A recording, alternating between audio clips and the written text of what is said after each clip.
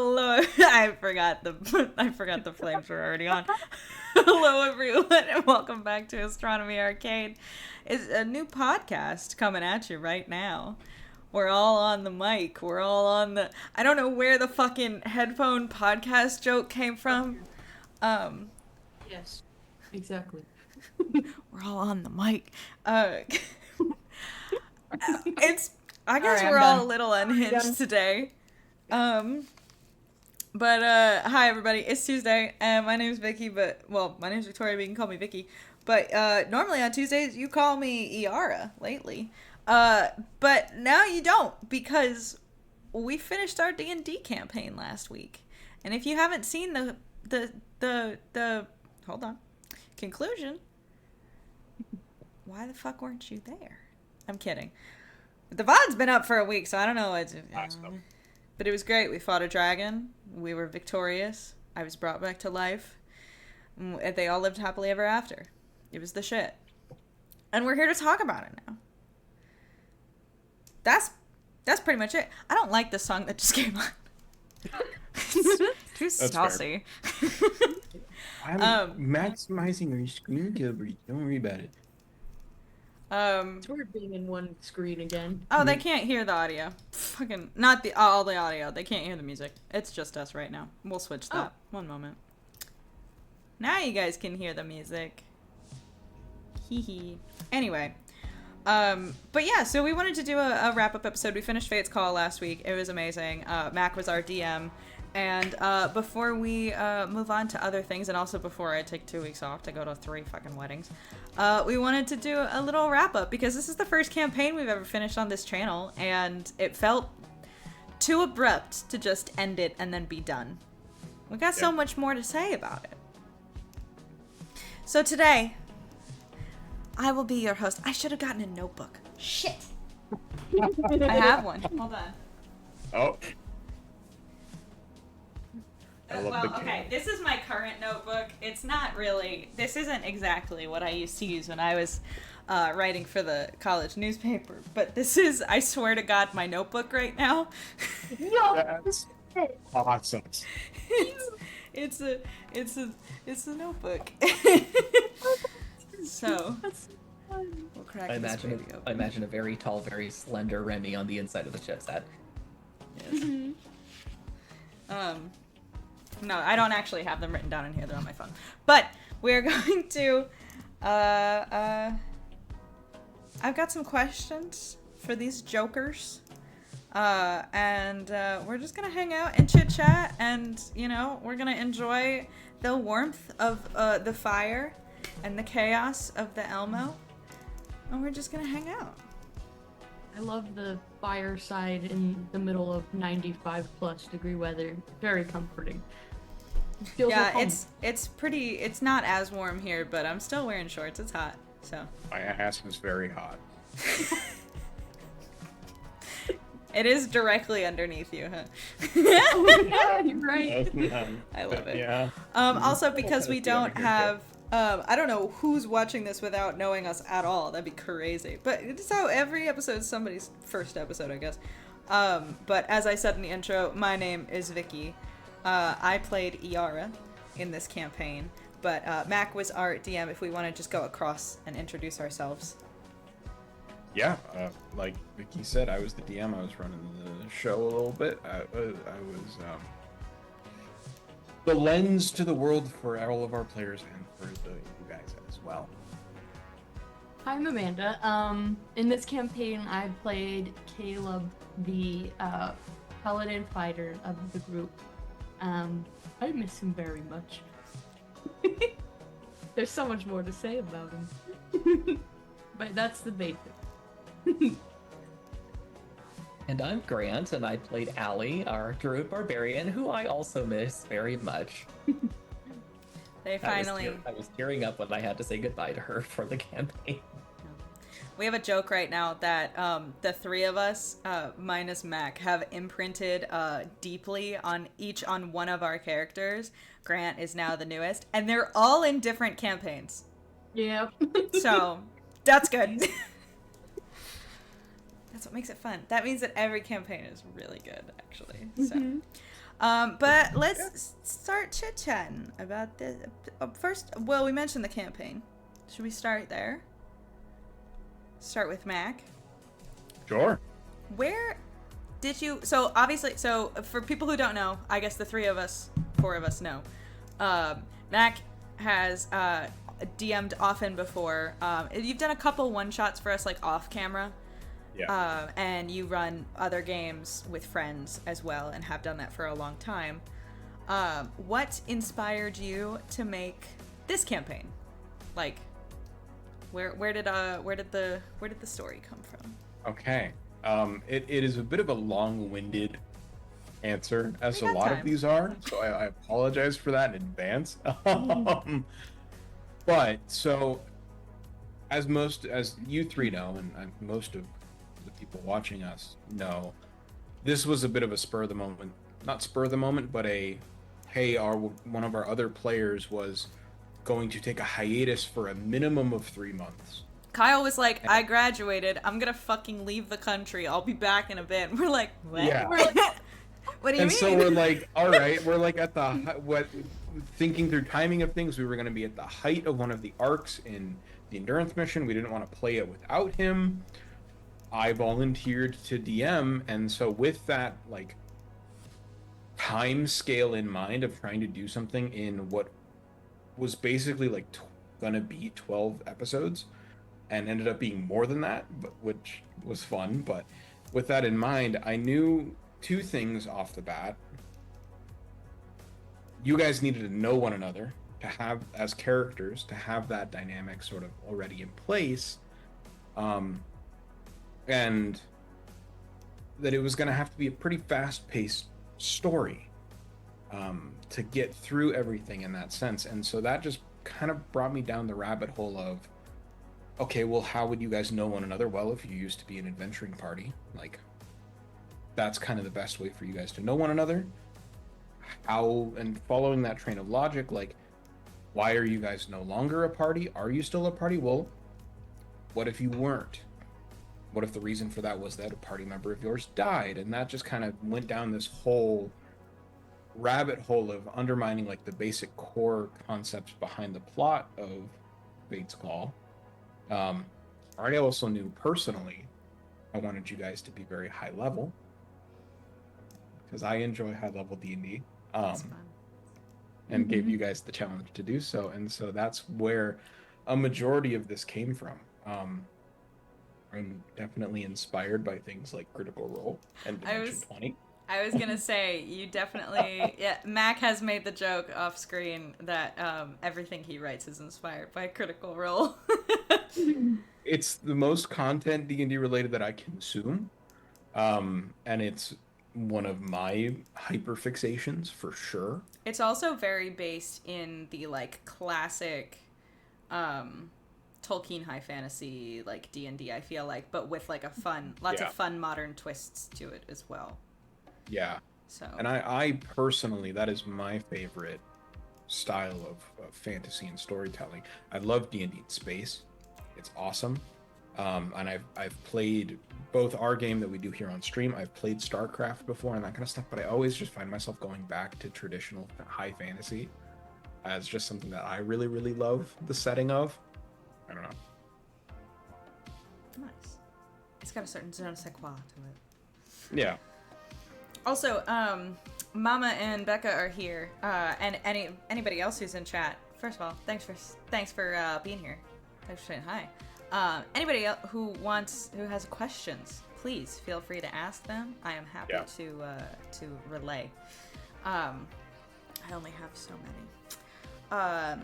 Okay, so that's a little bit about where the idea for the campaign came from. But for Amanda and Grant, where you guys made characters. Grant, for the first time on... No, that's a lie. We've done one-shots, but the first time that you were going to have a longer-term character on stream.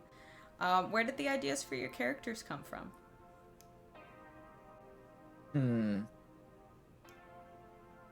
Do you want me to go first, Amanda? Oh, I thought you were, because you said so I was waiting. Yeah. I mean, Allie definitely didn't start out fully fledged. Yeah, I was also adding to that. Where did the ideas come from, and how did they change? Maybe once we started playing. Yeah. So when it was my turn to come up with a character that I would be playing for a little while, not knowing 3.5, I know 3.5, not knowing 5th edition that well, I sat myself down with the player's handbook and just started reading through all of the classes to figure out, okay, what do I want? What sounds fun? Wait, And did you used to play 3.5? Wow. that's where the Starfinder elements and D20 Modern came from. I digress. I've been a Anyway. 5th edition bitch since the beginning. Yeah. Yeah, this was very much my first campaign in 5th edition. So I went through that and I started reading the classes and a little bit about character creation, trying to figure out, okay, what sounds fun? And I settled on Druid first. And then I was just like, okay, I could be straight up fully fledged Druid, but what if I added in a little Barbarian? That sounds kind of fun and broken. Which we discovered during play it's a little broken when you have Barbarian. And essentially from that point onward, I built Allie out stat-wise, and then started figuring out, okay, now how did this person become this character combination? And essentially Allie's backstory started to take form after that.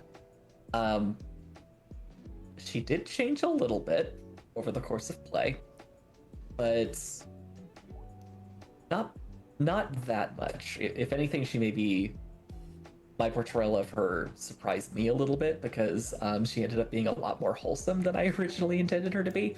I intended the Barbarian to show through a little bit more, but in reality, a very different personality came out of her. For Caleb, he literally also kind of started out the same as Grant, except I don't read books. So, no, I like to read, I just can't. I can't read. Because this was my first time multi-classing, I decided to be 2 classes that I've never tried before, because I want to try and at least play one of everything, just so I can, like, see what I really like. And I was like, Paladin's, like, similar to Warlock, because I'm stuck in Warlock hell. And so, I was like, yeah, I could still serve a being. That sounds fun and cool. I just need a boss, you know? Yes, I need somebody to report to. Somebody. Upper management.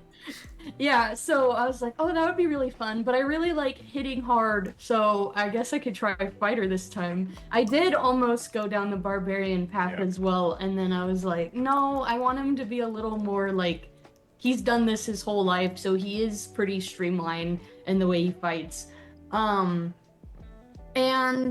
Caleb as a character also came through a personal challenge to myself for roleplay in trying to be more of a serious character and to focus more on like their mannerisms and stuff, so that, because I had the issue of rushing through my roleplay really bad, and I felt like I had to just go as quickly as possible. And so McKenna's like, no, you gotta chill and think about what you're gonna say and think about your actions. What would the character do? So he helped a lot with that. But that's how Caleb was born, or at least the basis. And then he kind of wrote himself along the way too, and he got a little more silly. I can't keep that out of my characters at all. But I love the way he turned out. But yeah, that's how Caleb got started. And then he took root like Keith did, and I thought about his backstory every single day, every second. And yeah. It's fun. That's pretty much it. I love it. Right. So, switching. Can we You do gonna it talk in about- reverse and ask about how Yara came to be? Yeah. Oh, I wanna guess. know. I'm the interviewer. I'm Kelly. Your character. Yeah. Getting held at gunpoint. Shit, how did we come up with Yara? I think, Oh, you know why? Honestly, so we when we were working on characters, I was thinking about I'm terrible at casters. I am terrible at playing casters. They scare me so much. They're terrifying. Um, there's so many things you need to know and so much you need to remember. And y'all, if y'all watch the stream, you know how much I forget to do with all the spells and things. But I was like, I need to figure out how to do this. Because I've tried to play like a bard before in a different campaign and stuff, like off screen, and it was okay. But I've never done well as a caster. And I was like, fuck it. And I also was heavily inspired by there's a character in an old The Adventure Zone campaign that Griffin plays, Griffin McElroy, who is a wild magic. I want to say he's got like wild magic, but he's also a barbarian. I can't quite remember, but I just remember that was the first time I had ever heard of the wild magic element. And I was like, what the fuck? What are they even talking about? Wild magic? What is that? And the concept of a table that you have to roll on where some crazy shit happens, and that could happen every time you do any magic. That's the funniest shit in the world to me. And I knew that this campaign was going to be heavier and it was going to be more serious and stuff like that. And I deal with serious things with humor. If you've met me, you probably know that. So I was like, I'll be a little bit of comic relief, but I don't want to be like obnoxious in the way of getting in the way of the story. So what if my magic is the comic relief? And then the bard part just came from like me developing Iara. Honestly, I was just listening to a lot of fucking Charlie XCX at the time and Brat and was like Party Girl 365 kind of vibe, and then Wild Magic and then the mushrooms and all that stuff came together, and I was like, yes, of course. Yes, of course. Of course she has to do mushrooms in order to do magic. Of course. So, yeah, that's Iara. She was intended to be more of a Valley Girl kind of vibe, but I couldn't keep the voice. So, Yeah. I'm really bad with accents. We all know this. Accents, affectations, things like that. What can you do? All right. You happy? I answered your question. Yes. Thank you, mother. Yes, Okay, thank you. Mother. I don't know. A couple of the ushers have called me that at work, and I'm like, get that Oh. word out of your mouth. No. Pia is mother. Our older house manager. I'm like, she's your mother. I'm fucking less than 30 years old. Okay, relax. Anyway, Mac. Yeah. Which question do I want to ask next? Okay. Well, Grant mentioned the whole 5th edition thing before. Yep. And obviously, we played this campaign in 5th edition, which I'd love to hear your opinions on as somebody who, you said you started with 3.5 and have moved to 5th, or no? You've mostly played always in 5th? I have played 2 entire sessions in 3.5. Okay. Okay. Okay. So, 5th edition came out. yeah. But Got you. Well, my original question was just going to be, we played this in 5th edition, but you did make some additions to that. You made some special rules and things. And I just wanted you to talk about some of those because I thought they were really cool. I know a lot of it was in the kind of the final part of the journey, but yeah, so I love 5th edition personally. I have great respect for like Pathfinder in 3.5. My previous statement was incorrect. I have played more Pathfinder, a group that I've been playing with for years. We rotate through DMs. I've DM'd for them sometimes. Other players have done that, but I've been playing for them for about 8 years, like in total altogether, which has been amazing. that's cool. But we did about 6 sessions of Pathfinder, and we also tried 2nd edition, which is a nightmare if you are used to any of these other games. It's crazy. It's really, really interesting, but it's very, very different. Anyway, But fifth edition is what I'm most comfortable with. It's what I've played the most. It's what Critical Role is in. It's going to keep coming up. But it's most of the content that I've consumed is in fifth edition, and it's simpler. And I love it. But as most of you that know other tabletop RPGs, fifth edition is pretty simple in a lot of ways. Magic can be very complicated, certain abilities can be very complicated, but when it comes to like basic combat, fighters have a lot to kind of be desired from. Martial classes suffer a little bit from that. And even like higher level play, like there's a lot of interesting elements that aren't well utilized in the game. And one of the things that I think, my opinion of, that isn't utilized very well is exhaustion. Um, there's not a lot that utilizes exhaustion in the game, and it can be a really, really powerful, really interesting tool.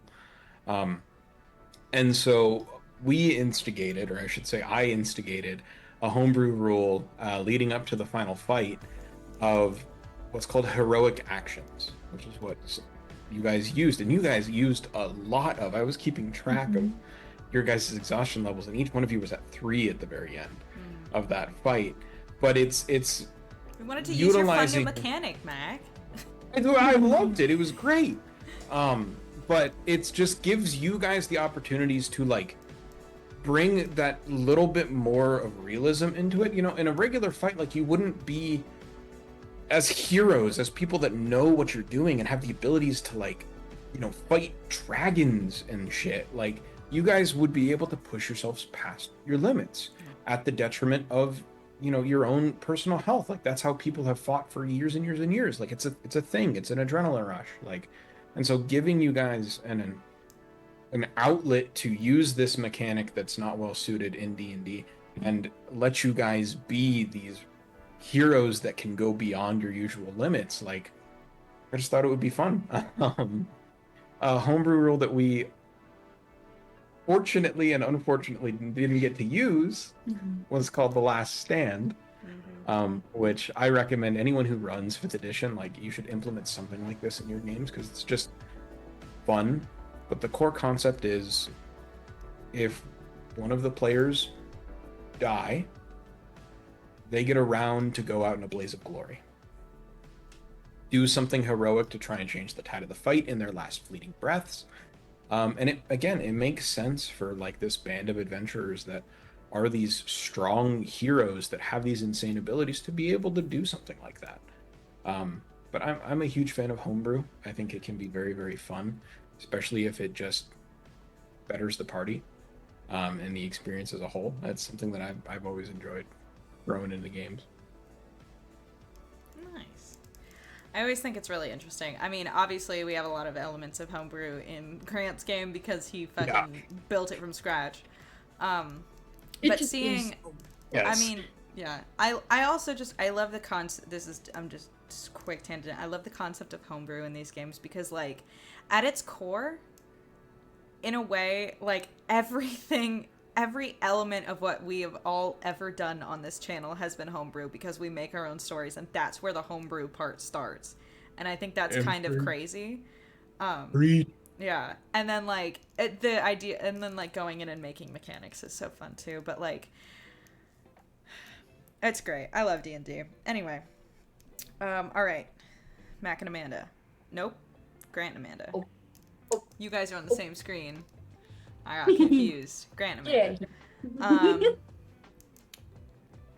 So going back to your characters and your classes and stuff, and trying out new things. We all multi-classed for, I think, it was the first time for me for multi-classing. Is it the first time for Grant? Looks like no. Unsure. I mean, in this system, yes. Okay. So then what was was there complications in the multi-classing? Because I know there was some for me. How did you guys go about, like, how did you feel about doing that? Because multi-classing, I feel like it sometimes feels like it shouldn't. It is game breaking in a way, as we discovered with the fucking druid barbarian.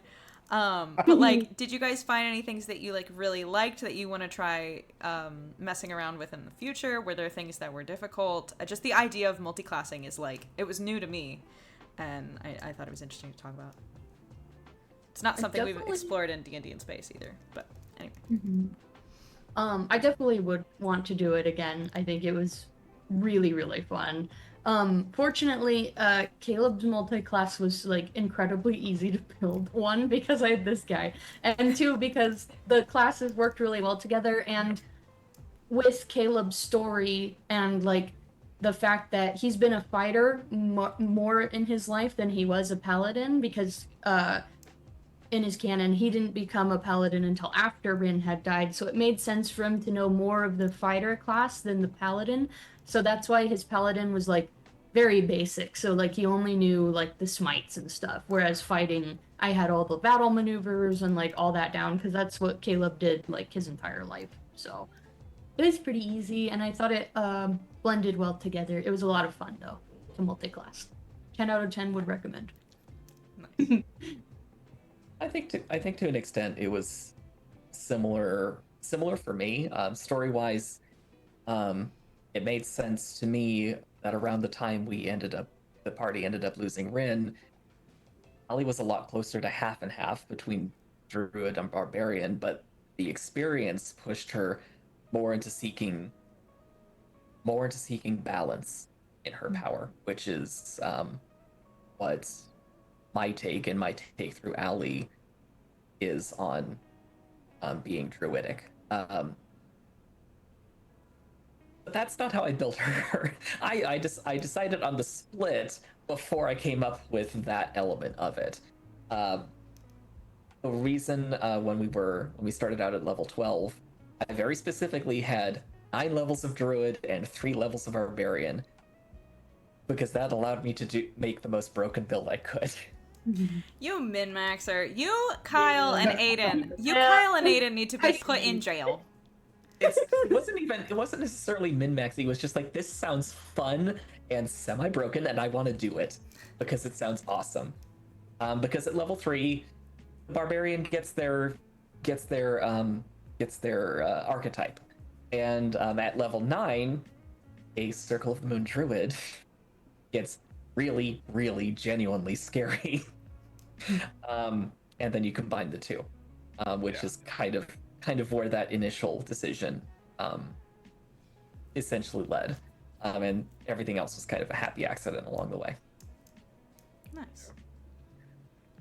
If I remember correctly, Vicky, was you adding Bard onto Yara a little bit of a last minute thing? I don't think it came up in our like character creation discussions. I think it was last minute because I couldn't figure out like who she was after everything, because I was like, well, she stayed in town, like what was she doing in town? And then I was like, I had this thing of like, oh, she's a musician, and I was like, well, I was like, I don't have to multi-class her, and I was like, I guess I could try, and so then we made her multi-class. Yeah, that was confusing. Trying to figure out a multi-class spellcaster. How many fucking spells did this bitch get? I don't know. And then it's like, so most of the spells that she got from Bard, because I only had 2 levels in Bard. Most of those spells were cantrips. I think I had like 1 first level spell that was Bard, but everything else was Sorcerer. And the Bard was just kind of flavor text for me. I think the way that my brain is built, I couldn't min-max if I tried. Y'all have met Kai. I guess none of these 3 have seen my sheet, but everybody else hasn't. But I, as a person as well, am also like this. I feel like the jack of all trades, master of none thing. I'm just pretty good at being average. And like that's how my characters end up coming out too. So my brain doesn't work with min-maxing. So it was story context kind of thing, and then I was like, I have to figure out how to fucking do Bard sorcerer. Okay, she's a rave magician, sure. And it worked out, but there was some interesting math, and Mac was generous with a few of the things that I was confused by. I think it worked out really, really well. Yeah, I will say. If I can... Oh, I was just going to say, adding to the things that we changed from regular 5th edition, was also the sorcerer pool thing. Instead of doing, you have this many level 5 spells, this many level 4 spells, Mac gave me a sorcerer pool and then assigned amounts to each of the spells. Some people have done this before too. Yep. Way easier for my brain. A lot easier to organize things, and like I have the disease of, oh, I have this finite resource in video game. I will never expend this resource ever. You know what I mean? Because it's so precious. And I would have done that with, like, if I had, like, one level 5 spell or something. I'd never fucking use it. So. Makes sense. Yeah. Sorcerers, in my opinion. But It was good. one thing I did want to add to this, talking about multiclassing. Firstly, I am so fucking proud of you guys that each, like, I know that we've discussed this almost ad nauseum already tonight, but like the fact that you each one of you went out of your way to play classes that you weren't familiar with, multi-class, which is something that none of you were familiar with, and just like play characters that you don't typically play. It was really, really awesome. It was really, really, like, it was an amazing experience, and you guys fucking nailed it. Like, you guys did such a great job, and I love that technically all three, but two were entirely narratively based multi-classes, which I personally think that's the best way to do it. And it's really, really makes for a compelling, awesome character. Allie makes sense with how she was as well. And that was something that Grant had kind of come up with. But when you guys made your characters, there was this sit-down moment where we're like, okay, we're coming up with what you guys were before, you know, the collapse of the party. And you guys had that idea and you fostered that between the three of you, and then you guys all went your separate ways and messaged one another and came up, you know, with your own furthering backstories that none of you guys really knew fully until we started really playing. Like, you guys messaged, I'm sure, but Me and Vicky were like, do you want to be related or do you want to date each other? Yeah. What do you want to do? like, this is what you guys did. The age-old argument, are our characters brother and sister, or are they gonna kiss one day? Yeah. Amanda and I went with brother and sister. Grant and I Yeah. went with they're gonna kiss one day. I got both. I just want to say that, like, that is what a DM like strives for. This is why we, you know, run these fucking games. And you guys like took this little bit of information that I gave you, and you guys fucking ran with it and built this. It was awesome to see and witness. So kudos to you guys, honestly. It was really, really great. And then I was out here like, can I please have the NPC? Can I just have them? Can they be my wife Well, or yeah, and that's husband the or whatever? thing. Like, gimme. The second that we talk, you know, we sit down and I'm like, okay, you guys had a fourth party member. They died. And then she tragically. was like, can that have been my lover? And I'm Yeah. like, you want to do that to yourself? Immediately. I love torment. And I knew I wanted, at that point, I knew I wanted like this brooding guy. So it was Tiefling, you can perfect. say tiefling. It's okay. We all know. Brooding tiefling. Brooding I- angsty boy. We can. My- The two of us can only Eat it up. make tieflings. Yeah. But yeah, it was fun. Yeah. Anyway, It was good. Lynn Jersey has a banger question. It was that I know also he's excited for. yeah, it's related to a question that I did have written down, so I'm gonna combine the two. Okay. So as Lynn Jersey said, Mac, were there any times during the campaign when one of the characters went into a totally different direction that you didn't expect? My question was basically that, like, were there any twists in the story that you were like, okay, shit, wasn't expecting that one. I have an amazing answer for this that this one already knows, because I've ranted about it. So firstly, to directly answer Lynn Jersey's question, no, there wasn't anything that happened with your guys' character arcs that took me by surprise. Or like, there were a few actions that you guys took me by surprise. The one that comes to mind is Iara, like, shattering the altar in the final fight was I'm surprised awesome. you didn't expect that. I straight up didn't expect it. I should have expected Allie picking up the man and dropping him from 120 feet in the air, but I didn't. Yeah, I mean that whole And then episode Caleb where you, slaughtering him. yeah, where you guys Yeah. caught up to that guy, that surprised me as well. Jumping into the mouth of the worm too.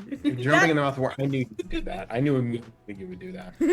That one I So predictable. well, you No, did I'm it. just You've done kidding. it in every campaign that I've thrown a monster at you that can consume you. You jump in its mouth? Damon did it.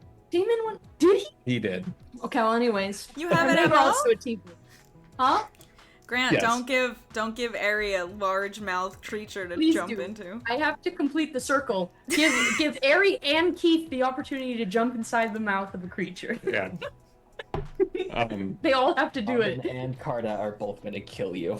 It's a rite of passage. It's gonna happen. You can just bamf into it too. That's the crazy part. Anyway. But in terms of like absolutely utterly derailing the plot, yeah, that happened episode 2. So Sorry. Who did it? no fault of you guys. This was me not adequately preparing the combat encounter. So when you guys first caught up to Gelthul and had that little scrimmage, he was supposed to get away. And the story would have been he resurrected Azrael, and you guys now had to stop that threat. That was what I had initially planned. But instead, in 2 rounds, you guys kill him. In round 1, Iara kills the magic user that had Dimension Door that they were going to escape with. Nah.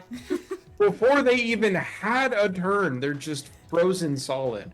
And so I had to move on the fly, and that's where the idea of Vexthra like immediately came in, where like there are these other tethers being pulled.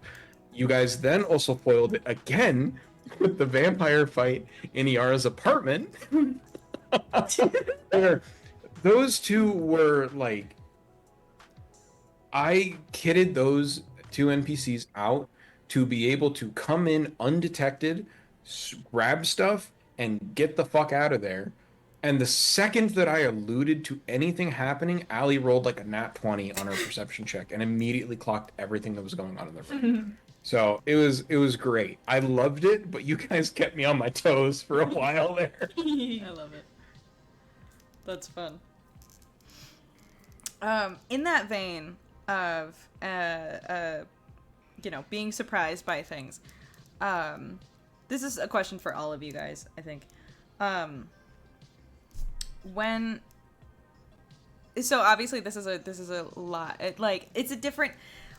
We play D&D, and I know we don't have a lot of viewers. There's like 4 of y'all, and we love y'all. But we do this format of both being virtual and being live on the internet is a different experience than what most people who play D&D do.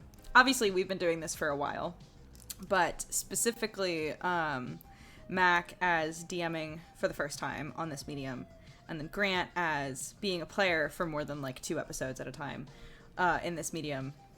Were there, and Amanda, for just because we've been doing this thing the whole time as players. Were there any things that you guys like were things that you had to adjust to in order to make it fit like the Twitch vibe that we do here? I would say the setup was different. Like Yeah. playing the game. I really liked it. It was fun having my own little like space and seeing everything. But that was different because I'm used to sharing a screen like we are now, and we're probably gonna go back to that. Yeah. And I'm already like, I love you so much. I really love you. But I love having my own space because I can spread out on my dice, and I have my notebook and my little drink corner with like 40 drinks because I have to have all my different types of drinks and all my stuff. And now it has to be condensed into a tiny corner. Maybe we can figure out a way to have five cameras on the screen. We can try and work it's totally something fine. out. I'm just joking. Okay. But and then my computer tried to explode every time I had a stream open, so I couldn't even read comments for that entire campaign. So that was a Yeah. little hard because I like being able to interact with everybody, but it was also kind of fun having it like blind and just focusing in. Yeah. I mean, for me, going from DM, who's doing a lot of, who has a lot of, you know, talking time, to player who gets a little bit more time to think and plan and plot and strategize. Um, I think that was the main adjustment for me that I was not quite used to. It was different and in a good way. It was nice to get to Cool. slow down and just focus on being in the head of one person for once. Yeah. Because I, you know, in D&D in space, I don't get to really do that. Yeah. I know for me, one of my biggest adjustments, funnily enough, was the music. Mm. So with us streaming, I had to find royalty-free music, and I've been playing for the better part of 10 years, and I've been DMing for close to 7 or 8 of those. And my library of D&D music is like video games that I fucking love. Like now Baldur's Gate 3 is in there, but The Witcher, all 3 of the Witcher games, you know, Pillars of Eternity, like a bunch of other stuff, and other like Dungeon Synth creators that I love, that I have multiple playlists that I've compiled over years and years and years and years for like chill music to have as background ambiance. And I had to like revisit and find copyright free stuff that we had licensed to like re-filter that with, and it was a harsh adjustment for me because I didn't have the default tracks that I knew would fit for certain scenes. And I finally got into that towards the very end where I could kind of switch between things a little bit better. But that was, and I apologize for like the early beginning of the stream because it was a little rough with my music changes. But that was a big adjustment for me. It's hard, yeah. Yeah. For the music, I usually run it for D&D in space just because it makes more sense the way that we do it there. But because Mac was using Roll20, we were like, oh, he can control the music. That'll be way easier. And then it's just one less thing that I have to do because I have all of the stream interface and everything over here. And having to do the map as well as the music, it's very complicated.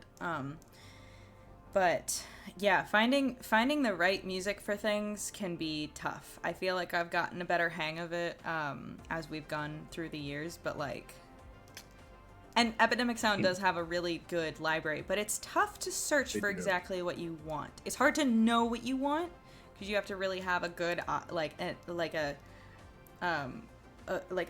really good idea of like how music is described in order to find what you need, which is tough.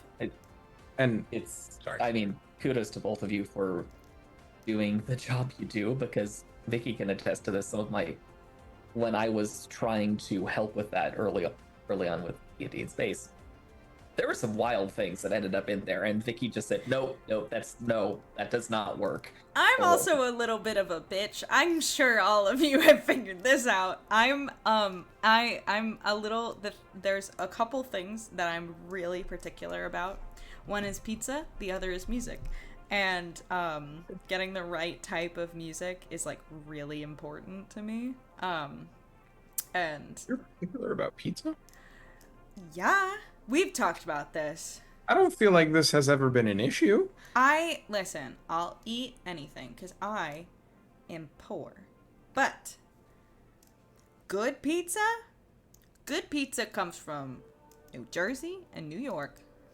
And I'm not this, and you gotta have the good fucking sauce, and you gotta have the good cheese. And if you're doing any of that bullshit with the thick crust that Domino's is doing, fuck that shit. I want the real New York, New Jersey style pizza. The water's different. It's like the bagels. I'm sorry for offending you by getting Costco pizza while you were staying over here. That's No, I it's feel okay. horrible. I feel so bad. This is all we got, guys. This is it. We don't have any of that good You think shit. I don't? I work at a college where we feed the kids sometimes. Of course I get pizza from Costco. I mean, like, I I feel bad. It's okay. I had to order Domino's the other day. It's fine. On occasion, it's fine. I'm just saying it's not the best food. It's not the best pizza. Best pizza, M&S 2, Rockaway, New Jersey. That's the best pizza, hands down. Anybody want to fucking fight me over it? I'll fucking fight you over it. Oh, I gotta say, Lit King's kind of on the right track too. Yeah. Homemade pizza. Okay, well, I guess. It really depends on if you're good at making homemade pizza. Pizza's a Jersey thing, yes. If you have oil on top of your pizza, then you know they use cheap cheese. That's right. Mama knows. Mama knows what's up. Hot honey. Oh, I misread that. Hot honey is I misread Linger's comment, but hot honey is god tier. On any pizza ever, it makes any pizza good. You should try it. That sounds pretty good. But anyway, I could talk about pizza for too long. We're not going to talk about that. We open up the pit now for pizza conversation instead of D&D. No. Oh my god. No, but going back to music though, it is kind of, I mean, I think it comes with the territory of I used to be a well, I used to do more video editing. I still do some. And used a lot of different types of music for that. And I used to make the Cryptid Cape podcast and use music all the time for that. And finding the exact thing that you need to make a scene come together, I just got very, very focused in on exactly the type of stuff that I want. And it's hard to find. It takes hours sometimes. It's crazy. No, I agree. I leading up to the game, I spent 2 days on Audacity, like trying to find stuff. And he was like, "Is this one good? Yeah. This one." And the thing that I noticed too with getting like copyright included, I don't know what the proper term is. We pay for it, so it's royalty free. Basically, it's royalty free music. Yeah. But like a lot of these things are like not what you would find in video games. Where in video games it's like a constant tone and mood the entire way throughout, and these like have a midway crescendo and then falter off, like because it's meant to be a piece of like actual orchestral music that someone has produced. It's meant to be good, not just monotone and drone the whole way through, which is what we kind of need in a setting like this. Anyway, that also I could talk about. Maybe this should be a topic for one of my like Monday streams. The engineering of music for video games is so interesting to me because inherently your music theory there is so different than what you're making for anything else. For even different than like movie scores, because you do not know how long someone's going to take to do something. And if you have that looping, it needs to be clean and it needs to make sense. And like that is so I want to learn more about that. Maybe I can just become like Griffin McElroy, which is my dream, I guess, and just start composing us some music like he did for all of them. There you go. I have a keyboard. It makes crazy noises on some of the settings, let me tell you. There's like 10 different synth modes. Oh boy. That sounds fun. Yes. It's sick. I mean, frozen pizzas are fun. Pizza dough is fun. We can talk about pizza at a different time. I've got more questions. I'm getting hungry. I want the saw. Let's see.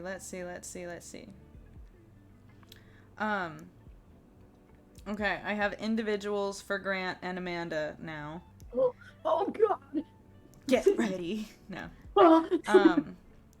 So Grant, we kind of touched on it already, a little bit, but what was it like being a player for a longer period of time? I know you are a player, our forever DM is a player right now in an off-stream campaign. But this is the first time past like our holiday episodes that you've actually played a character. What was that whole experience like? Anything you found interesting, maybe specifically regarding this campaign or this character, or this medium? Any things you liked or didn't like? Etc. I'd say it was a largely positive experience for me, because I don't get a lot of opportunities, as I said, to stick in the head of one character for a long period of time. And those of you who do know my writing, I like to be in the head of a character and explore how they think, how they react,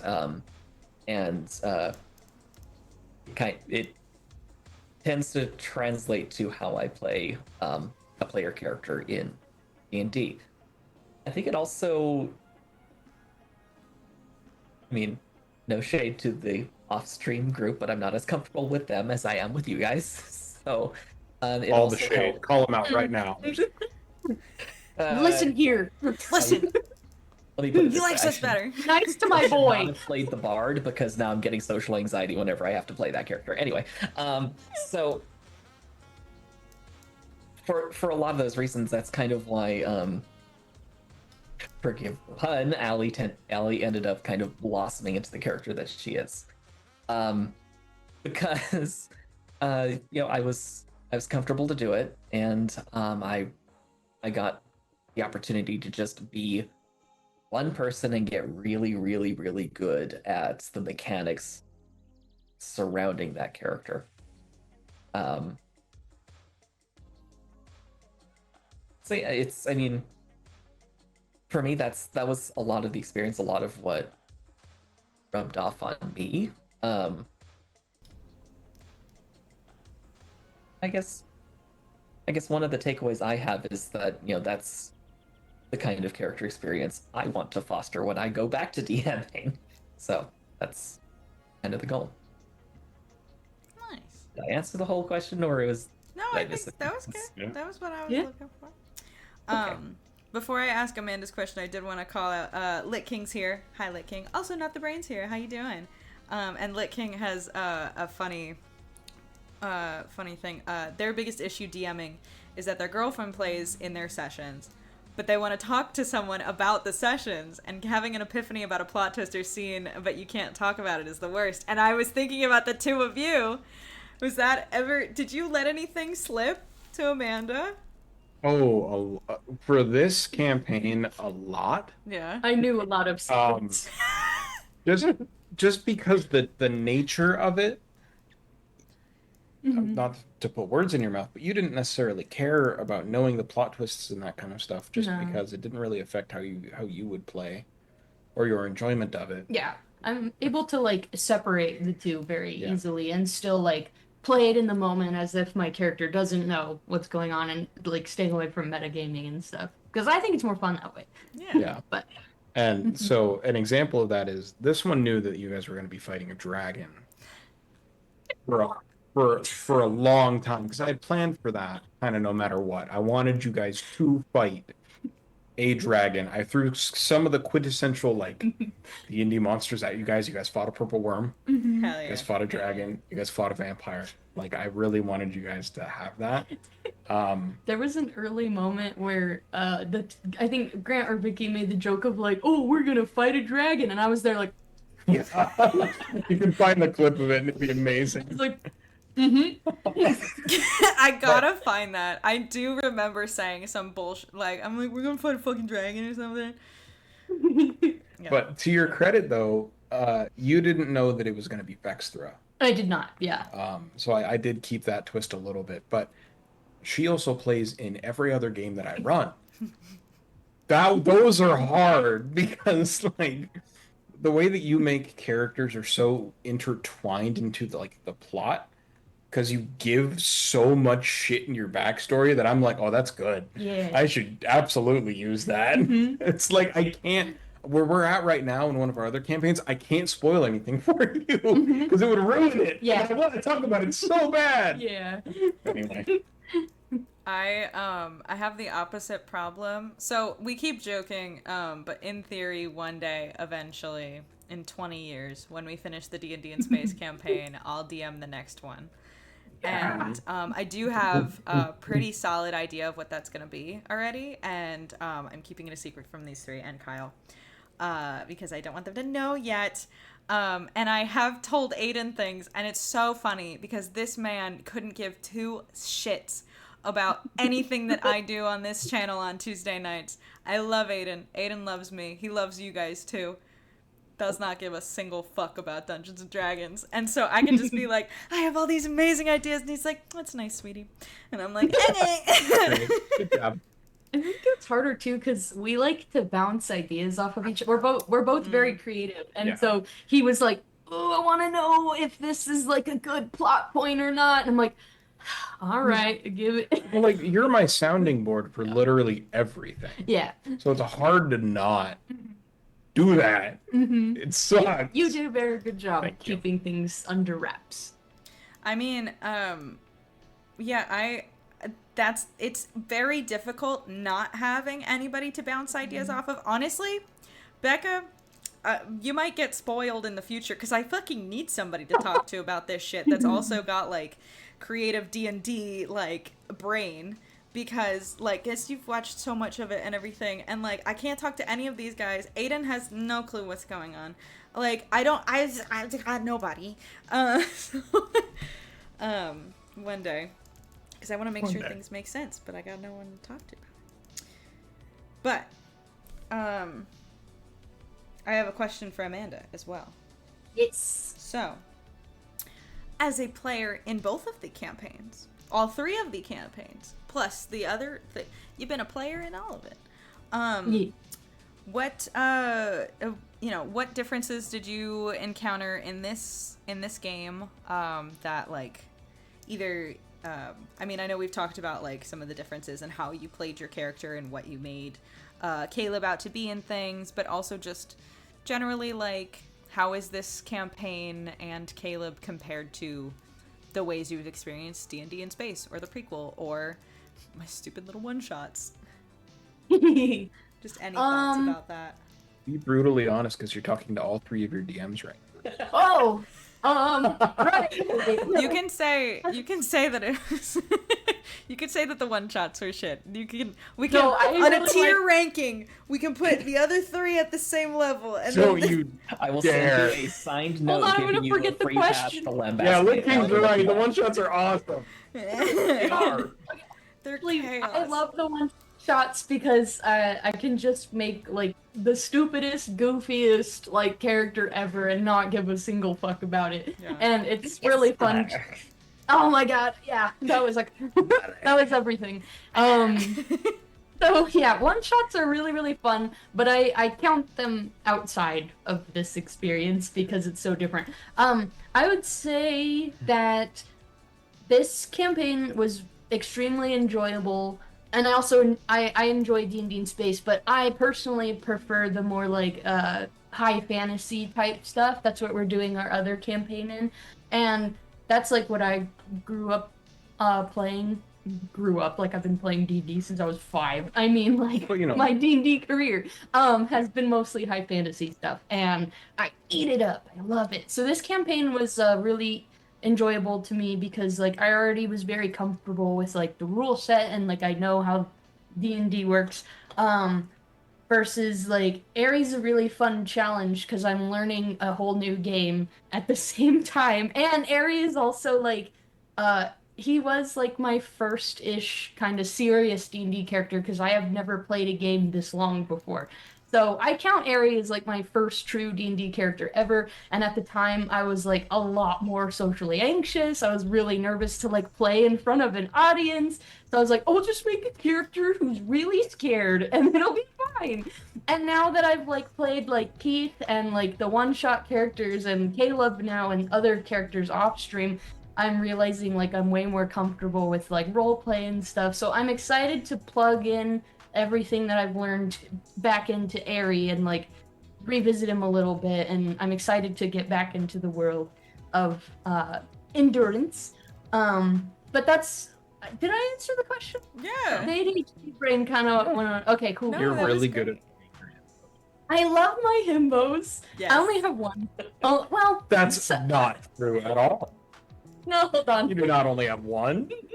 You have Cyrus in our other campaign. Cyrus, yeah. Yeah, Cyrus is. And I would argue that Caleb was also a himbo long Caleb's a ago. himbo. He jumped into the mouth And, of a purple worm and he's got muscles All right. big enough to swing a large sword. That counts as himbo. All right, your good. your newest edition is Rainbow adjacent as well. They all gotta have a little bit in there. Like I think Ari's literally the only one who's not. It He's is. just a pretty boy, I guess. And Ares is a give pretty yourself boy. Yeah. give yourself a little bit of credit. Ari was your first real D&D character. Yeah. It really, truly was. Yeah. So Yeah, he was. And then, like I said, I'm excited to like put in what I have learned into Aerie. Yeah. Because I think at this point in the campaign, he knows the group well enough that I think he would open up a lot more. So I'm gonna try and play with that. Yeah. Nice.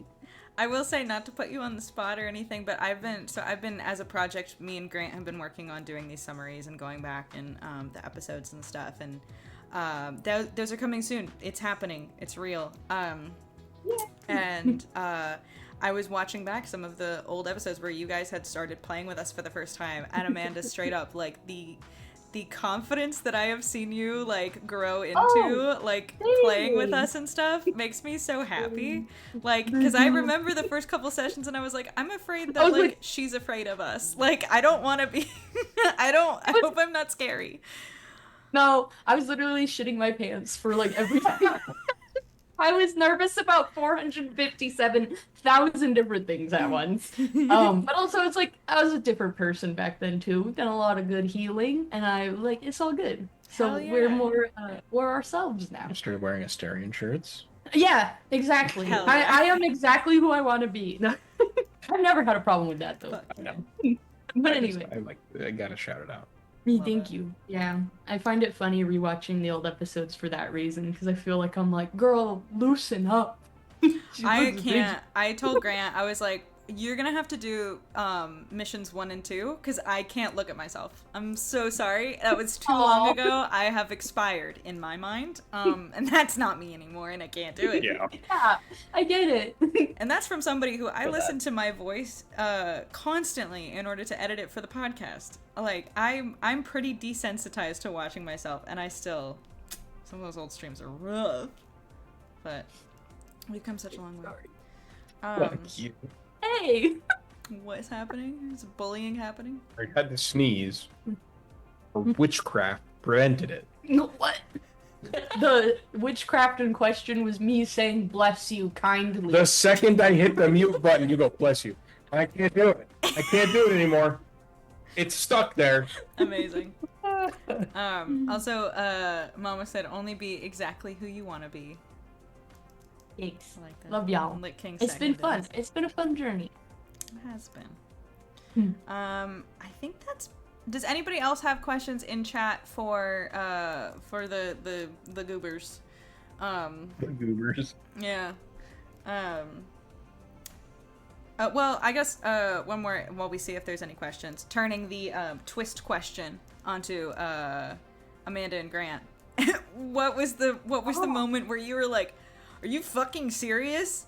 That where Mac blindsided us with something. I'll go first. I mean, the dragon obviously was incredibly shocking. Second was, I think, the I really did not. I mean, Amanda blindsided me with jumping into the worm. I will say that. But I really thought, Vicky, you have to chill out. Not everything is about Kai and the D&D and space characters. And fucking Mac actually put them in to the... And I was like, what? Oh, it's awesome. I was very not expecting that. It was. I'm fun. so glad I caught you off guard. Like, it was literally a spur of the moment. I was tired out of my ass, and I'm like, okay, you guys should come across some NPCs. Like, there should be someone there. What if it's the D&D and space crew? He was like, I have an idea. And I was like, all right. I need to know if it's dumb. And I was like, no, you have to. They're going to eat it up. Yeah. And they did. I'm so glad. I'm curious to hear your guys' answers to this as well. Well, yeah, that's what I'm trying to think. Grant, if you have one, you can go first. I mean, there were multiple. Definitely the dragon. The dragon bamboozled me. I think a lot of the other ones were like just random throwaway characters. For example, the very, very, very old stonemason dwarf, Thrude. I was not expecting yeah, that him to was be good. as fun as he was. This is what happens when you guys make me come up with shit. It was excellent. Yeah, I mean, I think for the most part, it was the specifics of the combat mechanics of what we were running into that definitely threw me for a loop and made me really think, okay, is this dinosaur time or is this cast spells time? And I enjoyed having to stop and think and figure out, okay, what the hell is this character doing? I think for me, because unfortunately, as we have discussed, shortly before each thing happened, I knew semi the direction it was going because of this one. But what really got me was actually like literally the final frame of the epilogue. When we were all watching the Starlight Festival, and he threw in that I felt a hand on my shoulder, and Edgar came back. I was like, and I was like, I need a minute, and because I was like, oh my god, the hand is Rin, so Edgar's actually from Rin. I didn't know that, and I thought that was cool and sweet. So that was my plot twist that made me cry. It was really good. Thanks. It was so good.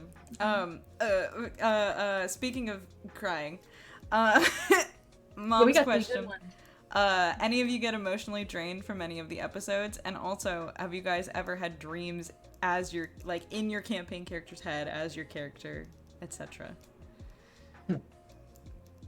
I can take a stab at these two. In terms of emotionally draining,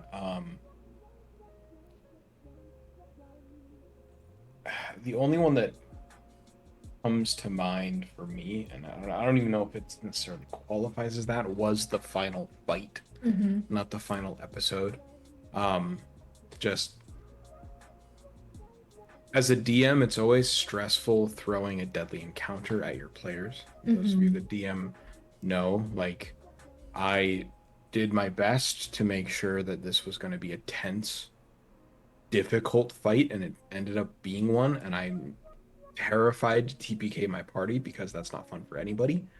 And it's never DM against player, it's DM alongside player to tell an amazing story, but it's hard to tell an amazing story without real risk. And so just the nerves of that for me, it was a lot. And the way that it turned out with Iara still dying, even though you guys came out victorious, was really, really interesting. I'm great at So dying. yeah, that was My a characters heavy. are excellent. So Yeah. you play. In all fairness, the two players that have died have been very squishy, That's the only characters I play, Mac. and that fucking bird tar had it out for you with Kai. That's True. But Well, I guess Georgia hasn't. Well, I have given Don't Grant say it. express permission. don't Georgia can't. say it. We all have plot armor, and we She's know gonna it. die No, one shit. day. Yeah, oh god, I just throw myself at things in those games. Yeah. I didn't realize that. Anyway, Anyway. actually no, I think I'm the only character that, like, we don't know if there's no evidence of him yet True. in any of, like, the Yeah. the intelligence missions that Kai has gotten. Anyway. Go. Oh yeah. Going back. No, Oh, sorry. I'm sorry. The second portion of her question. Okay. No, I have never dreamed about a D&D character at all, I think. Oh. It's weird. I don't dream Yeah, you much. should really dream. No. I definitely had felt it was good and fun because I really like feeling connected to my characters even if they're going through the most gut-wrenching thing ever. But I think there were definitely moments that were draining. Like the beginning was kind of rough because there was a lot of this like anger and like a lot of mixed feelings that were very internal. What? Aw, My that's mother said cute. all your dreams came true, Mac, when you married Amanda. That's how you Not became. Yeah, so the beginning was kind of draining because I felt like all that suppression and stuff. What's going on there? I like that. It's a little cute. That's fun. Anyway, distracted. There was also a time, it is funny now, but when Caleb killed that guy, Oh, I actually had a panic attack in real life because I thought Grant was actually mad at me Poor because the roleplay was so good. I was like, oh no, I actually did something. and then poor Amanda is trying to privately message Mac on our Roll20 thing, so she can be like, we need to be done right now. And Mac was like hyping her up, like, no, it's okay, it's all roleplay and stuff. And it was not in the private chat, and Grant and I were seeing it. We're like, no, it's okay. Yeah, I saw that and more or less immediately DM'd you and said, no, it's fine. This is Allie, not me. Yeah, it was really sweet. So I think it was good that it was public because it made it extra like better. Yeah. But and then of course Yara's death. Like that whole episode. Oh no. No, we're never actually mad at each other. No, we I feel like a lot of okay, well, I don't know what's happening up there, but we no, I feel like a lot of like of the like D&D like professional games, like I've seen it with Critical Role, well, not Critical Role, I've seen it with Dimension 20 and the Adventure Zone and stuff. People will be like, oh, they're definitely like angry at each other in real life. A lot at the Adventure Zone, and I'm like, no, guys, they're good at playing characters. Yeah. Like, we're always in the minds of our characters. We don't like, we're good actors. Sorry. There, to speak a little bit on that, was one instance in Critical Role where they actually got mad, Oh. and you could actually tell Oh, because they're not talking in character anymore. Yeah. They're yelling at one another. It's like, Crazy. Oh. oh no. Yeah, and the final fight, Yara's death mostly, like I was like actually trembling. Like I'm glad you can't see it on camera, but I was tweaking out that whole entire thing. I was like because I was like so adrenalized. It was good. It was a good thing. It was very fun because then I could put it into Caleb. But like it was very nerve-wracking. I was so tired after that episode. And then dreams. I'm pretty sure I have dreamed about several D&D characters, but I don't remember any of them. I just know it's like semi like I am the character and weird things are happening, but I I don't don't know. remember you telling me about that. Hmm? I don't remember you telling me about It's because it's not like significant enough for me to remember, and then I just don't remember. Okay. But yeah. For me, I think it would definitely be that last episode again. But more so the lead up between the two. Because all of these three will know I was fully in Allie's head at that point, and Thought I was gonna die. I mean, I was dead, I guess, but and I was method acting, which means I was very much trying to get into Allie's headspace when she would finally figure that out, and it was not pretty. So that was probably the most emotionally drained I got throughout the campaign, because of how much I was thinking through and feeling what the character was inevitably going to go through. So yeah, when you when you heard me starting to get a little choked up during that episode, that was real.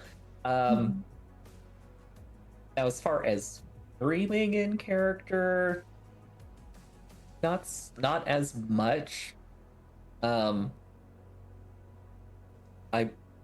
will say that there was probably again in that time period a night where I didn't really sleep very much because I couldn't turn it off. Because I was still going through, okay, just how far is Allie willing to go, and teasing out that particular question. I texted you that weekend, like, are you okay? How you No, doing? I'm falling apart. I was like, Grant, it's not real. It's not real. Okay. It's just a game. meanwhile, No, I'm telling Mac, like, if you want to fucking kill me for story, like, go for it. Like, I think Here, it'd be I interesting. was prepared for the two of them. Here you go. Speaking of, that was juicy. So the wanna day talk before, about it? I was like, well, I don't want to like have to ad lib. Okay, I know it's surprising to most who have seen me ramble incoherently on this channel for however long you've been here. But I can string words together if they're written down, generally. And I was like, well, I don't want to get to the end of the episode, or like, I guess the end of ER's life, and they can't bring me back, and then just have to ad lib something and have it not be good enough, because I have the constant thing of when we're playing D&D where like it'll be an hour after the session and I'm like in the shower and I'm like, fuck, that's what I should have said. That would have been a better line. That would have been a better line. You know? And so like I was like, well, this is important, so I should like do this right. So the day before our final session, I just typed up a quick thing. I just typed up a quick thing and I was ready to read it. And she didn't die. And then these three, I was like, you don't have to. I sent it to Mac. And I said, I have a thing. Or no, I didn't send it to you. I told you about it. And you were like, oh, God. And it was just a letter from Iara to... Those are my exact words. Yeah, it was, oh, God. But it was a letter from Iara to the other two, just in case. And apparently people got a little upset over it. I don't know. In a good way, but I did definitely cry. I don't like feeling things, Vicky. Sorry. Oh, well, speaking of that though, did we want to talk about what would have happened if Iara had died? Oh, that's an Grant and I interesting... were definitely going back and forth the day before, like, what are we gonna do? I want to talk about that. I was gonna, go ahead. I think my tangent is slightly different than yours. Okay, just really quick. I was gonna answer mine. Emotionally drained, not really. I just get obsessive thought loops, but that's a whole other thing. That's how my brain works. But like not emotionally drained usually from this. I just think about the characters a lot. Never dreamed in any character. It's just me, unfortunately. Lit King redeemed hydrate. Take a drink of a beverage if you have one. I'm out of tea. You have? I'll give you some of my water. And there are indeed droplets happening. Sorry. And we do have another question from Lit King that I wanted to address. Yes. And was that going to be your tangent? That and another thing. Okay. So we'll do Lit King's question real quick. How is D&D with webcams on been in general? Any problems, learning curves, nerves, etc.? I exist primarily on the internet a lot nowadays, so I feel like I'm not the person to ask this question because I had the learning curve generally of being a streamer before we started D&D, so I think I moved into it easier. The one thing I will say is the hardest for me is doing things in rapid fashion because we get 2 hours, and 2 hours is a good block. I think it's enough time. We've managed it. It's enough and I granted I have only DM'd like short things, but I feel like it's enough time where we get a good chunk of story done, but a lot of us are very tired at the end of the day, and streaming and being on for more than 2 hours is a lot. That's why I stick to 2 hours. But sometimes it's really hard to think of things quickly and keep things moving, and like when you're not in front of a camera and a live audience, it's easier to be like, I'm just gonna take some time to think about that. So others opinions? Yeah, for me, I'm a very like face-to-face person. I hate phone calls so much. I have to talk in person to people. She hates phone calls with me. Yeah, he literally calls me after work and I'm like, can I go now? Seriously, I don't know. I don't know how to explain it. I'm just a face-to-face person.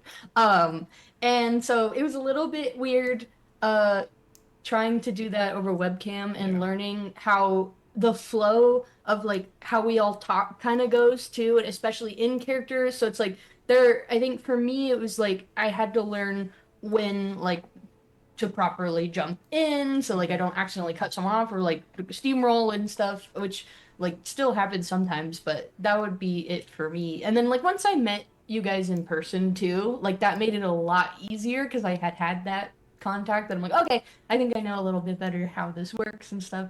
So that would be it for me. And then for this campaign specifically, I had bought like the shittiest camera possible because I knew I would have my setup, and then Zoom just hates it. I Yeah. don't know, it just kept crashing, and so Her big beefy gaming computer can't handle yeah, Zoom. he's like, "Wah, I don't like it," even though it plays Baldur's Gate perfectly.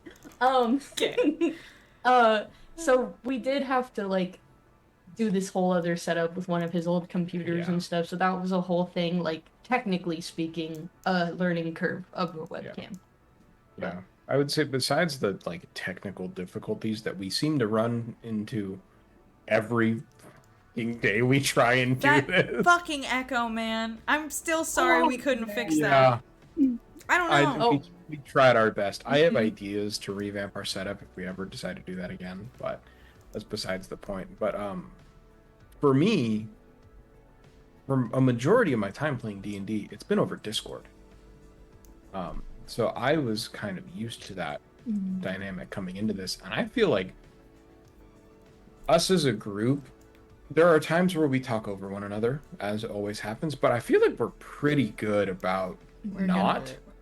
I think, and picking up on each other's cadences. yeah. Um, We so I feel like you also can definitely tell, like, just comparing a stream where, like, it's been a few weeks since we've played or something, or, like, we had to take a short break or whatever, and when we come back, we're a little bit rustier on it.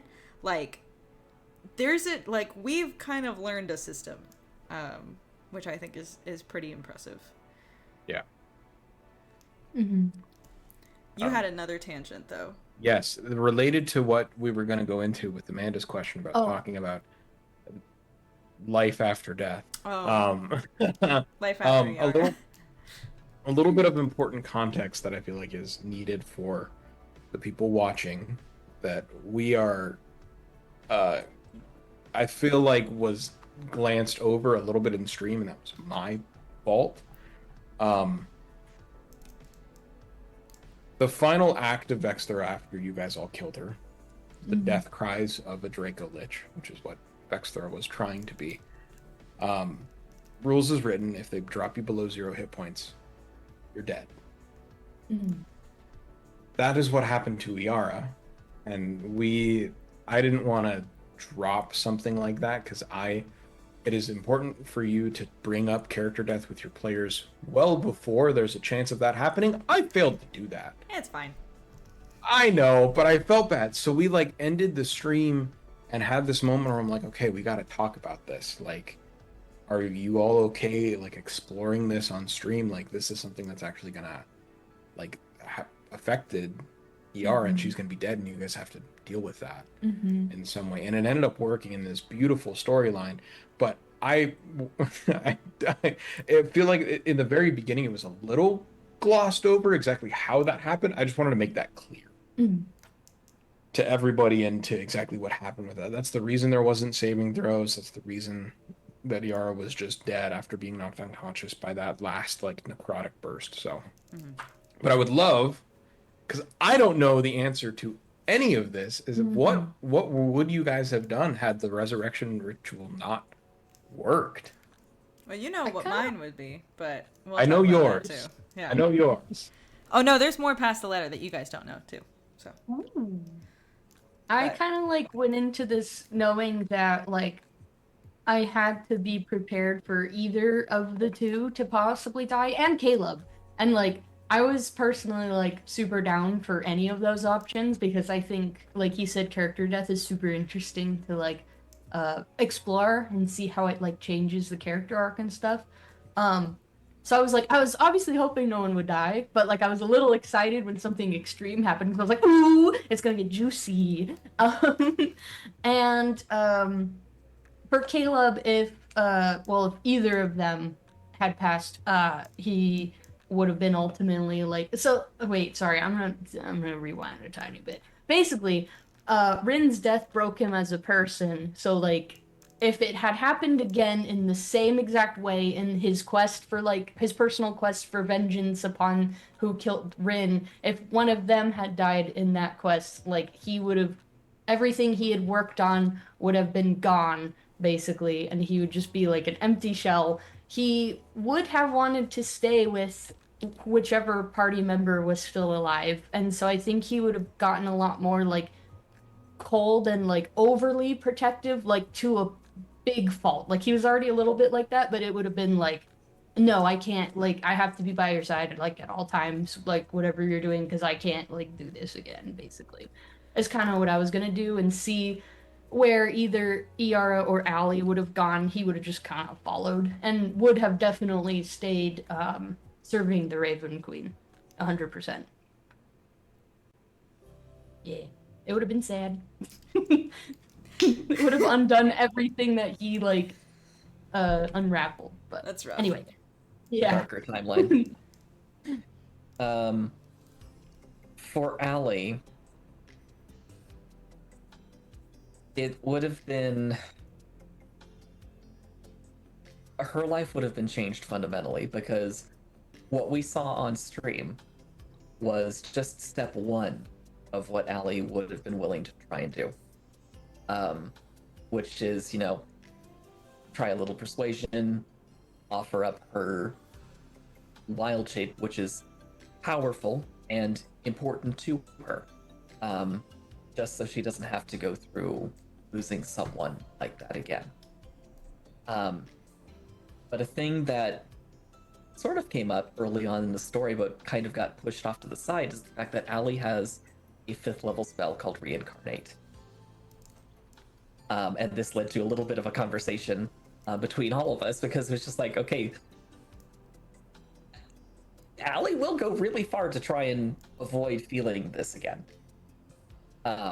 Because her journey up to that point has been gaining the power to make sure that a loss like Rin doesn't happen again.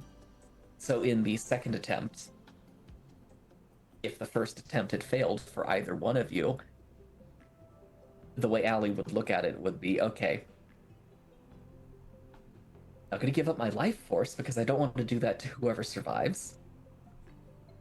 But she would have been willing to give up pretty much everything else. All of her class abilities, all of her spell slots. She would have gone completely mundane. So if that itself had failed, suddenly we have an Allie who doesn't even have the ability to rage. She has, a health pool that makes her kind of scary, and proficiencies, which are nothing to laugh at, but she doesn't have any special abilities, except, years of experience. And where that would have taken her from there, she would have become even more dogged in her pursuit of powerful magic, to bring whoever wasn't there back. And she would have had the extra handicap of no special abilities. Also, I want to clarify something that the reincarnate spell, we need to, for people that don't play D&D, the reincarnate spell, that brings a person back, but as you will roll a D100, D percentile, and whenever it rolls, there's a chart, and that's the species you come back as. So, and also, it's racist. It's fantasy racist. We looked this up afterwards. It's fucking fantasy racist. You know what? I don't know anything about it. You know what the biggest stretches of the numbers are? The biggest stretch of numbers that you could possibly roll are for human and for halfling. You know how many there are for tiefling? There's like 4. It's like 96 to 100. I'm like, bitch! Lame. What do you fucking mean? But yeah, just wanted to clarify. That's why we didn't do that first. Because I didn't personally want that. Because I think that's dumb. There's also something cool and fitting about you guys using the components that you guys obtained in episode 2. Do you guys want to know something interesting that I almost did that would have absolutely fucked us and would have definitely ended in Iara probably dying? Yes. Like permanently? Yes. Mac doesn't even know this. Do you remember as we were in the room with Vextra talking to her before the fight had happened, I had asked, wait, who has which thing? Because I can't fucking remember.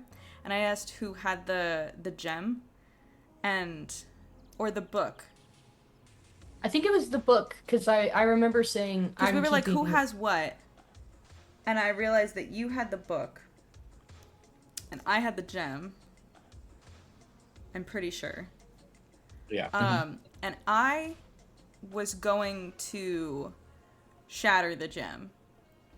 Because I didn't want Vextra to be able to do the spell while we were fighting her. And then I changed my mind and decided to shatter the body instead. Because I was like, oh, the body's already far enough away. I don't have to throw it and then shatter it and hope that it works. That's cool. That is interesting. So I would have killed myself. That would have been rough, In the dude. events. Yeah. Oh Yeah. man. But besides that, the plan for Iara, if she had died, because that would have been a bummer of a fucking, I mean, it would have been a bummer of a fucking episode no matter what, but I would have been bummed mainly because I wouldn't get to play the rest of the episode. I was just mostly silent. I don't know if you guys noticed that until I came back to life, so I would have just sat there the whole time. That didn't seem very fun. But I had pitched the idea to Mac, if Iara dies, can I play Triss, who is the shop owner and a friend of Iara's that they got close when Iara stayed in town and the other two left. And I thought it'd be really interesting to play Triss, who is an important person to the whole party. And closest with Iara, but like friends with the other two as well.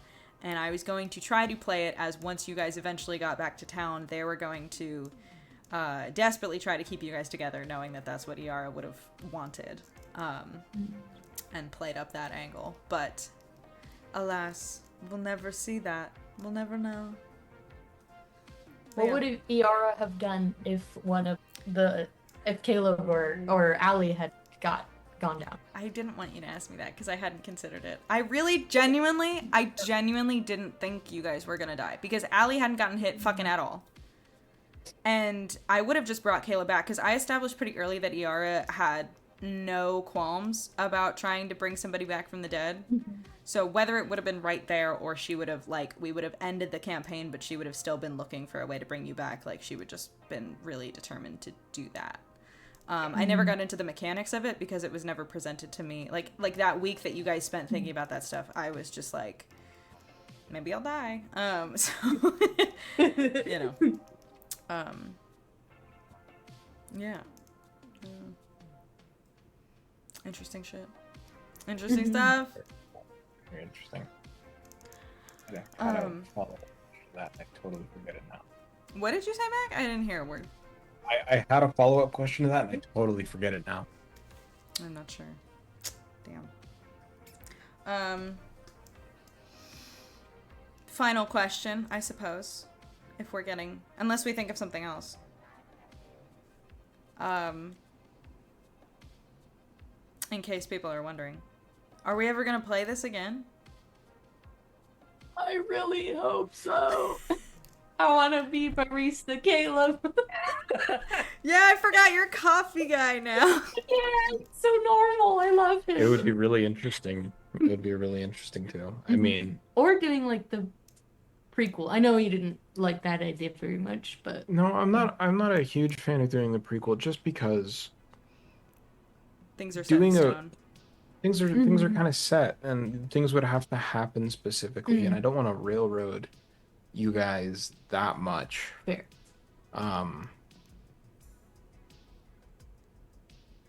Hey, I'm down for you guys playing level 20 characters and doing something cool. Whoa. That'd be so I want to cool. take the rest of all of my levels in Bard, please. I want to be. Full set. I want to be level. What are we now? Wait. 11 sorcerer, 9 bard, Whoa. chaos incarnate, Chaos wild and- magic. Could I even still be a paladin? Because I'm not. Taking notes for someone else. finished. That's something that we would have to deal with if it ever came to it. Lynn Jersey demands a season 2. Oh. Hell yeah. Okay. Hey, I'm always down. But yeah, but we left Caleb's oath a little open-ended. Yeah. The oath is open-ended. Part of Allie's druidic powers are open-ended right now. They are. Mhm. Iara Yeah, feels. I can't explain to you guys. We didn't cover this on a stream. I can't explain to you how fucking guilty Iara feels about all of that. Thank fuck you didn't give up more shit. She would have been so mad. Oh. I mean, I think a lot of my decisions, if we were to play this again, would be revolving around, okay, what has Allie been able to do since the events of the last story? What have I been able to do? Either to restore my connection to nature or to continue my, ongoing side project of bring Rin back. Because that's, those are questions that I would probably immediately ask if we were to do a season 2, because Allie wouldn't stop looking. Yeah. And Lit King has a good question. Would it be right after or have a time skip? I think that would change. Like, we have no idea what it would be, but that would change a lot of what the story would be and what we would be doing and stuff. I imagine if we immediately went to level 20, that would require a time skip. But I don't know. There would be. I can tell you that there would be some form of time skip, but whether it's months or years, who knows? I mean, we had a time skip at the end of the conclusion. We're already 2 years past the event of the thing. So I think I can. Sorry, go ahead. I think I can speak for all of us with a resounding yes. I think there will definitely be a point where they come back. Yeah. Please. The next time Kyle says he's gonna go fuck around, gallivant around the world or whatever. We're like, okay, bye. So guys, you want to play? I remembered what I was going to say. It was not a question. I ranted to you guys about this at the very end, and I just want to reiterate it for everybody. Back to the question of the twists that you guys did. There is one that I did not mention, and it's the fucking slow spell that Yara casts on Vextra that MVP. absolutely changed the course of that fight. She really carried with that. She tried to break your concentration so many times and kept failing. And if that was not there, if that did not exist, I think that there would have been a higher likelihood of Allie potentially dying. Because Allie was the next biggest problem to her. And she was really trying to focus that. But anyway. Allie was pissing her off the entire time. The slow spell and the counter spells came in handy. Oh But yeah, they sure did. man, the slow though. I'm just gonna rant about the whole. It just totally fucked over everything that she could do. Chat, So good. Lit King suggests chat can sub in for Kyle the next time we do a season of this. Perfect. There you go. Easy. They've got dice. Wait a minute. It could just be like Kyle's or Leaf's consciousness uploaded on a Wait, that's so small. like an iPhone, you know? That's a good idea. God. We sprung this by Kyle. You have to just type everything out. Like, Yeah. if he's gone for a session for some reason and we still really want to play. His compute power is drastically reduced. Yeah. Hold Oh my on. God. We just Message is coming in now. Oh my God. We just randomly pick out chats, and that's just what Leaf's saying. It makes no fucking sense whatsoever. That's actually super The chat funny. votes on what he does, Yeah. what spells he casts. Leaf pisses off Lilith one time, and he gets turned into a cell phone for That a stream. actually, I feel like I want to make this. A good idea. We're just gonna bookmark that one for Christmas. How do I say? I don't know how to do That would be crazy. So good. Does anybody else have anything they want to talk about? You'll take 39% credit. You could take more credit than that. that. You can take 100% credit. Exactly. The idea was born with you. Yeah. I know that my questions haven't covered everything. Is there anything else anybody wants to talk about? In general? Relationship with Rin, possibly, but that's not. If we wanted to, we don't have to. But she what didn't parts really of our what parts of our backstory played most into our characters' decisions. Mm-hmm. I guess. I mean, that's something we could go over. Yeah. Sure. I Go guess I'll ahead. go first. I mean, Allie's backstory is the entire reason she turns into exclusively prehistoric animals. Because her backstory, she's from somewhere far away where a lost world existed, and that was what she grew up around. And she got kicked out of the tribe when she was, starting to show druidic power, and that's why she turns into the things she does. But I mean, the rest of that, having lost what she thought was family and then finding this new family, is why she is as caring and attached to the people in the story as she is, because for her it is literally found family, and she doesn't have any other connections. How did you rephrase the question? I just want to make sure. I How did answered it. how did your backstory influence the decisions your character made? Oh. Essentially, I Mhm. think that's how I said it. Yeah. Well, like Rin passing, especially the way that it happened, um, completely changed Caleb as a person. So like pre Rin passing, he was a lot more like just fun, happy-go-lucky, excited to fight things. Pretty much just a dumb, lovable guy. And he and Rin, as I said earlier, like got married, but they were only married for 1 year before she died, and so they didn't really get that much time together. And basically him serving, like, she's the entire reason that he even became a paladin. He never would have gone down that path had she not died.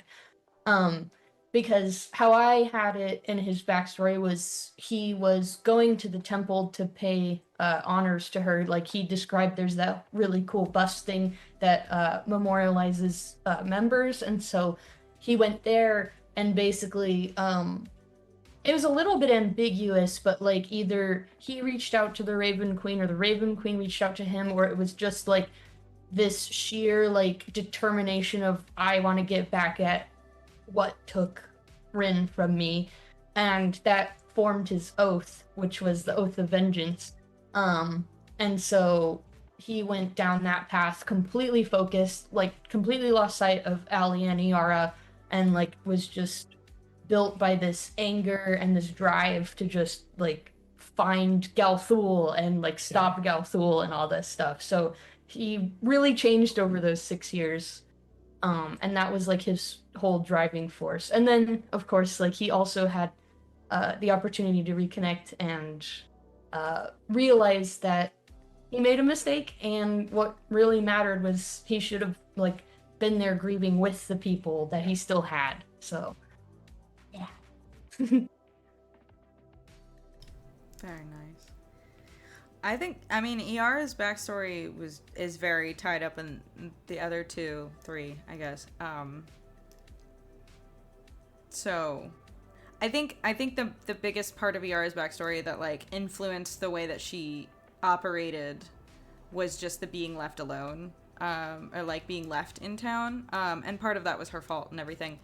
But like that was the thing that drove a lot of her stuff, because in the beginning it was extremely hesitant and worried that it was going to happen again, and like the worry never went away really of like it happening again, and so that drove a lot of her wariness, and then her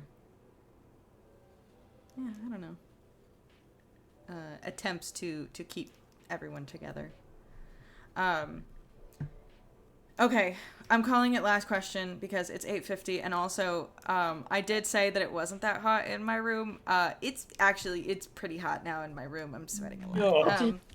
Happens every time. This computer makes a lot of heat, and it's still pretty warm in California. But Lit King has one more question. What would the characters want to do after the end? Goals, aspirations. We did discuss this a little bit in the epilogue and stuff, but if we wanted to rehash those and expand upon them at all. if I can further the question by asking another question that I'm curious about. Would the three of you be searching for a way to bring Rin back? Yeah. That's the whole, yeah. Oh, yeah, that's like the whole reason that ER is actually focused on her magic now. Like, that's her big thing. For sure. And that's Allie's constant side project. Caleb, actually would, I think, not like sit it out, but would kind of be a little bit hesitant about it. Interesting. Like, because he doesn't want to get his hopes up for something like that, and he just found like peace again and like just wants to live like not quite a normal life because it'll never be normal with the three of you. But he just wants to like chill and like find himself and like truly heal because he never really got the chance to. So, I think he would absolutely like let you guys do it and everything, but I think it would be interesting to explore because like yeah, he would want Rin back really bad, but like I think There's a hesitancy. yeah, there would be a hesitancy, especially if you guys talk to him about it. So yeah.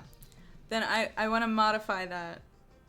I would be doing that unless we had a conversation and Caleb was like, I don't think this is like a good idea sort of thing, or like I don't think this is what Rin would have wanted, because I'm going to like Iara defaults to what Caleb thinks is best for Rin in all situations.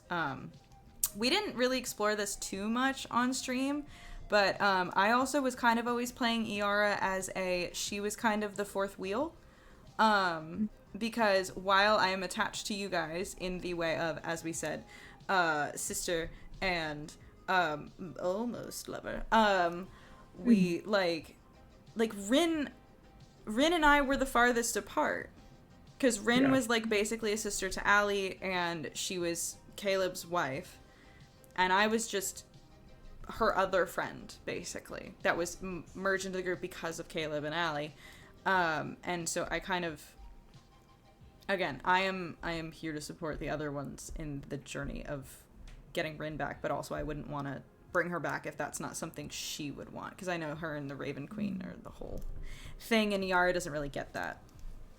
Fate is a fickle thing. mm-hmm. Fate is a fickle thing. Fate is a fickle thing? Mm-hmm. Which Allie has argued. Yeah. Cool. Yeah, beyond that, though, I mean, I think for the most part, Allie's main aspiration beyond finding something like that would be to just actually create a life with Iara and Caleb that she missed out on by going off and finding herself in nature for 6 years. So, as far as other aspirations, I think that would be the main one. Mm-hmm. Yara just wants to learn how to do spells without having to take drugs. That's like her main thing. She's like, maybe I should be recreational use only. You know what I mean? Starts the DARE program in Rhylacia. No, oh my god. she's not speaking for anybody else. This is a personal decision. You do you, babe. It's not. We're not the morality police over here. Dare to do drugs. Like, do Dare it. to do it. Do them. You won't. But on that note, unless anybody has anything else. Oh, she's exposed me. It's 5 minutes to my Jersey birthday. Is my birthday tomorrow. But on that note, I suppose we will wrap up.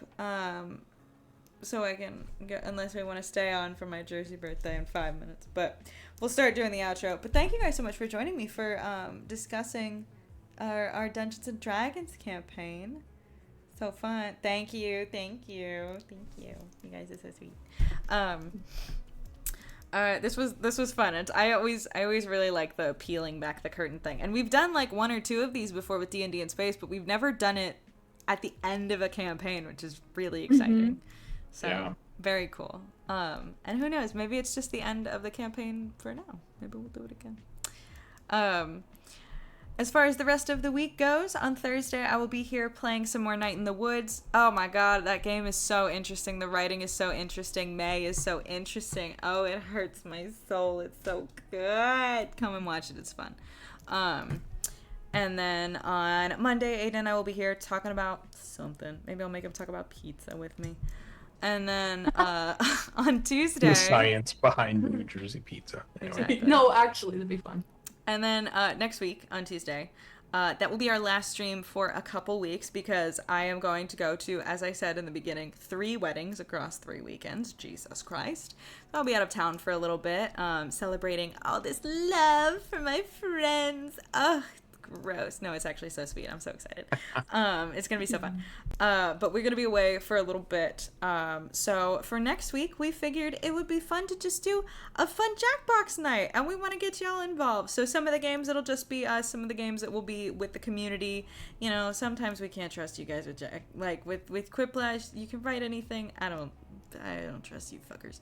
But for some of them, we'll get everybody involved.